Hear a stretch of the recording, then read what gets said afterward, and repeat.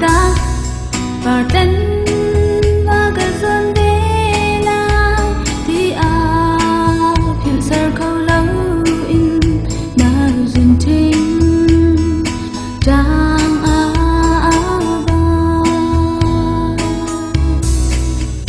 xem nào nu le pha le cho xem bi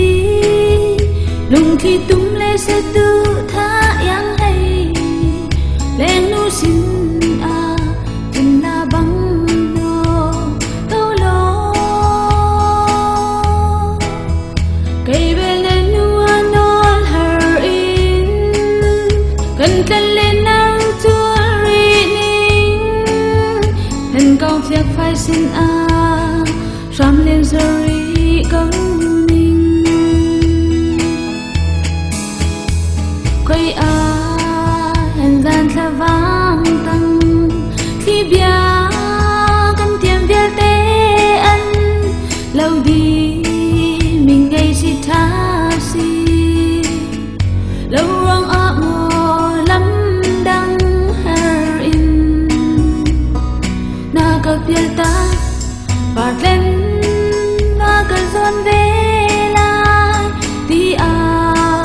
phiền sao khâu lâu in na dừngทิ้งtrang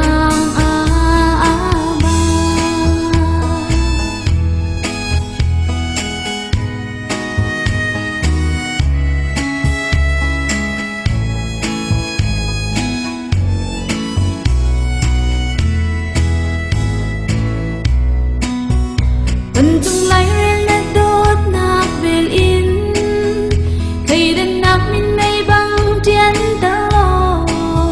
xem cân quạt lệ hình nhang chân tờ khiến thầy đến lâu ăn đô lèng xe liềm cha nó lung hát tí lâu in y khăn đăng tin tin chung cái y gian rem về quay hình gian ta vang tăng khi bia cầm tiền bia tế ăn lâu đi mình ngay si tha si lâu rong mùa lắm đắng her in na gặp việc ta và lên